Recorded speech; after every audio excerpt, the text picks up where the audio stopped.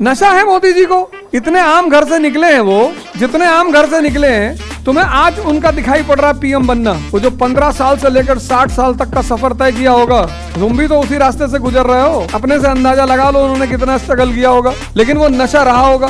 तभी तो मोदी जी महान है। प्रधानमंत्री के रूप में फेल कर जाए वो अलग बात है, सफल हो जाए वो अलग बात है, लेकिन व्यक्तित्व के रूप में उनका कोई मुकाबला नहीं है।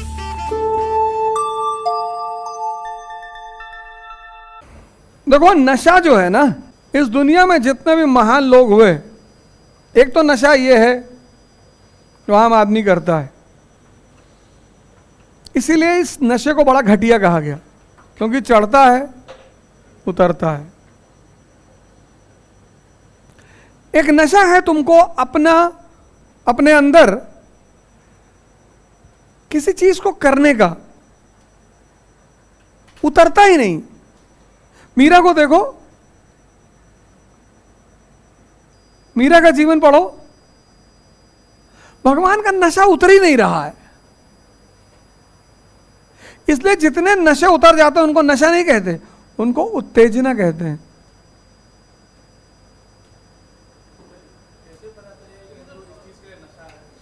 अरे तुमको पढ़ाई, उसके सिवा कुछ सूझेगा ही नहीं,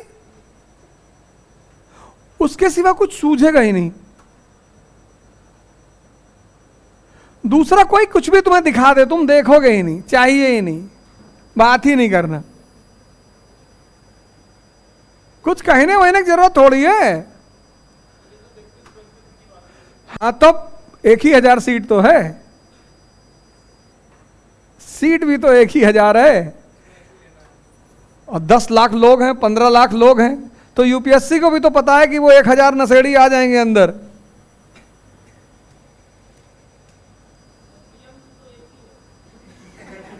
नशा है मोदी जी को। इतने आम घर से निकले हैं वो, जितने आम घर से निकले हैं, तुम्हें आज उनका दिखाई पड़ रहा है पीएम बनना। वो जो 15 साल से लेकर 60 साल तक का सफर तय किया होगा, तुम भी तो उसी रास्ते से गुजर रहे हो। अपने से अंदाजा लगा लो उन्होंने कितना स्ट्रगल किया होगा, लेकिन वो नशा रहा होगा। तभी तो मोदी जी महान है। प्रधानमंत्री के रूप में फेल कर जाए वो अलग बात है, सफल हो जाए वो अलग बात है, लेकिन व्यक्तित्व के रूप में उनका कोई मुकाबला नहीं है। व्यक्तित्व के ही तो धनी है। खुद ही कहते हैं मैं कभी पढ़ा नहीं, भाइयों मैं कभी पढ़ा नहीं, खुद ही कहते हैं वो। लेकिन किस चीज के धनी है? व्यक्तित्व के। देखो ऐसा है, दोस्त रिश्तेदार इनका काम ही है आग लगाना। कोई बात नहीं, मोदी जी जब 22 साल के रहे होंगे तो उनके कई सारे दोस्त नौकरी पा गए होंगे, बैंक में बाबू हो गए होंगे, कई दोस्तों के 24 साल में बच्चे हो गए होंगे, 40 साल में कुछ दोस्तों ने उनको न्योता दिया होगा कि मेरी बड़ी वाली बेटी की शादी है, और तब उनके परिवार ने कहा होगा कि देख मनोजवा की बड़ी वाली बेटी की शादी हो रही हो, तुम आरएसएस के दफ्तर के चक्कर लगाते हो। उस परिस्थिति को सामना किया होगा उस आदमी ने। कितना लोगों ने जलील किया होगा कि बीवी के साथ नहीं रहते हो, कितना उस लोगों ने उस आदमी को गाली दिया होगा, पर उस आदमी ने कभी रिएक्ट नहीं किया। यही तो है पर्सनालिटी। नहीं तो आज तीसरा अटेम्प्ट बनने जा रहे हैं। अरे बनना ही है, मैं थोड़ी कह रहा हूं, तू हमारी तरफ काहे देख रहा हो? वो जो बनारस के बड़े बड़े ज्योतिषाचार्य हैं, ये सब कह रहे हैं कि अरे सूर्य उच्च का जा रहा है। अरे वाह वाह वाह, वो अंतरराष्ट्रीय स्तर पर, अंतरराष्ट्रीय। मैं जब वो लोग कह रहे बड़े बड़े विद्वान, तो मैं कह रहा हूं अच्छा। लिखोगे, बिना सोचे पढ़ सकते हो, बिना सोचे लिख नहीं सकते। तो तुम ट्रेनिंग करने की बात कर रहे थे ना 21 दिन वाली, तो लिखोगे ना तो मन को सोचने की आदत पड़ जाएगी। अरे जो पढ़ाया गया पहले उसको लिखो। तुम हमेशा, तुम्हारे लोगों की पता है एक आदत क्या है? तुम लोग की आदत है पेज फंसाने की, कि सामने वालों को उलझाएंगे कैसे। सर हमने पॉलिटी नहीं पढ़ा, कैसे लिखे? अबे जब नहीं पढ़े हो तो कहाँ लिखोगे? जो पढ़े हो, क्या पढ़े? न्यूज़पेपर पढ़े, उसकी सारी न्यूज़ लिखो दिन भर, एडिटोरियल लिखो 20 बार। तुमको सोचने की प्रैक्टिस डेवलप करनी है। क्लास वाला मैटर समझ में आ गया? फिर काहे पढ़ोगे यार? जान मतलब ही नहीं है। भगवान हो नहीं, भगवान हो तब जिस बात पे पूरी दुनिया तुम्हारे लिए ताली बजाए वो सब सही। सिंपल, कुछ करना ही नहीं। तुम अपने आप को मानना क्यों? मानना ही नहीं। आज की डेट में जब भगवान ने 2 रुपया हमको दे दिया, आज मैं किसी से कुछ भी कहता हूं, लोग मेरी बात सुनते हैं। जब मेरे पास कुछ नहीं था तो लोग ताना मारते थे मुझे।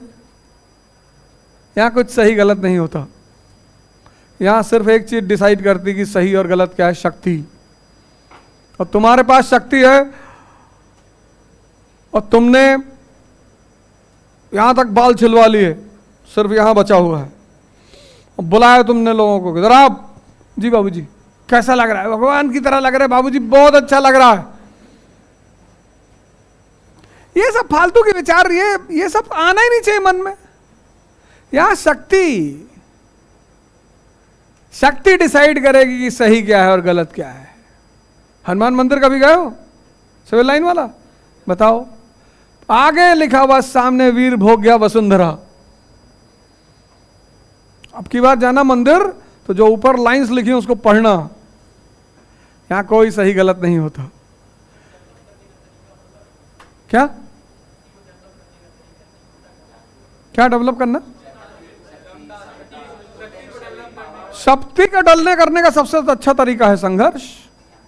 जितना संघर्ष करोगे, जितना दर्द बर्दाश्त करोगे, उतना बढ़ते चले जाओगे। भाई पहली बार जब घूमने जाते हो पहले दिन तो 10 किलोमीटर चल लेते हो, 2, 1.5, 1, और फिर जब लगातार 20 दिन घूमते हो फिर बढ़ गई ना शक्ति। बस यही है सिद्धांत। हाँ, तो डिप्रेशन का पेन इसलिए हो रहा है क्योंकि तुम चाहकर भी अपने आप को पूरा अपने गोल में दे नहीं पा रहे हो। आजकल आदमी जो है, युवा जो है, उसके सामने सबसे बड़ी चुनौती क्या है? समाज से खुद को काटना। 1990 में जब मैं यहां था तो इतना समाज ही नहीं था। 1 मिनट बेटा। आज फोन पर इंतजार करना पड़ता था, लैंडलाइन फोन होता था, 15 दिन में एक बार घर वालों से बात होती थी। आज तुम अपने हर रिश्तेदार से जुड़े हुए हो। अभी मौसी कुछ पापा को बोल दी होंगी तो अभी तुमको क्लास के बाद पता चल जाएगा। हम अपनी माता जी को पत्र लिखते थे, वकील हैं वो, तो मैं उनको पत्र लिखता था, वो मुझे उधर से पत्र लिखती थी, और वो सारे पत्र मैंने बचा के रखे हैं, और उस पत्र का इंतजार होता था। आपका आज्ञाकारी बेटा, तो उसको काटती थी वो, नालायक। तो हमसे कहती थी लिखा करो आपका नालायक बेटा। 10-10 दिन, 15-15 दिन हम वेट करते थे। तो हमारे समय में एक बहुत अच्छी सुविधा यह थी कि समाज हमसे नहीं जुड़ा हुआ था। हम जब नाना के यहां जाते थे तब पता चलता था वहां क्या हो रहा है। तुम्हारे सामने कितनी बड़ी चुनौती आ गई। अभी 1 सेकेंड में फोन आ जाएगा। तो आज तुम्हारे सामने सबसे बड़ी चुनौती है खुद को अलग करना। और तुम्हें अलग करने का सबसे अच्छा रास्ता क्या है? ये फोन। देखो मैं एंटर किया, फोन बाहर भेज दिया। तुमको सोचने का टाइम ही नहीं मिल पा रहा है। तुम जैसे एक टॉपिक तैयार करते हो, तुमको उस टॉपिक के बीच में 10 लोगों का फोन आ जाता है। अबे ताइवान पे बम मार दिया, लो फलाने का मर्डर हो गया, बे ऐसा हो गया, फलाना हो गया। तुम 1 सेकंड अपने आप को बाहर से जोड़ के नहीं रख पा रहे हो, से कट ऑफ। और अगर फोन नहीं आ रहा है तो व्हाट्सएप पे मैसेज आ रहा है। और कुछ ऐसे मैसेजेस आते हैं जिनको देखने का तुक नहीं। कोई अपनी बीवी को मारते हुए वीडियो बना रहा है। अभी एक आदमी ने अपनी बीवी की हत्या की, उसकी वीडियो बनाई। क्योंकि सबको क्या चाहिए? व्यूअरशिप चाहिए, सब्सक्राइबर चाहिए। तो सब सेंसेशन। तो अब जैसे ही वो व्हाट्सएप का म्यूजिक बजा, तुमने खटाक से खोल के देख लिया, तुम्हारा मन शांति नहीं हो पा रहा है, रुक ही नहीं पा रहा है। और इस बात को तुम एक्सेप्ट नहीं कर पा रहे हो।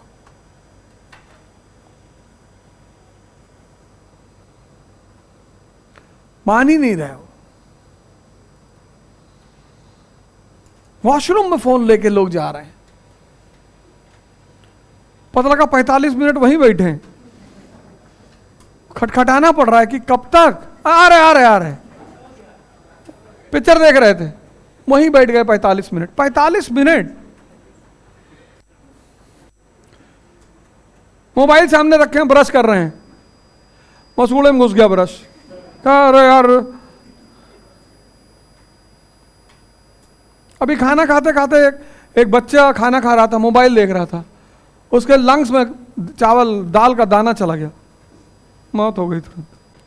इतना बिखर गया है आदमी।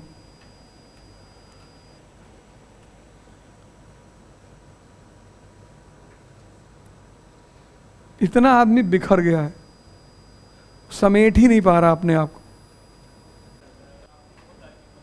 इलाहाबाद का आदमी तार्किक है ही थोड़ा सा, उसके अंदर आदत है बाल की खाल निकालने की।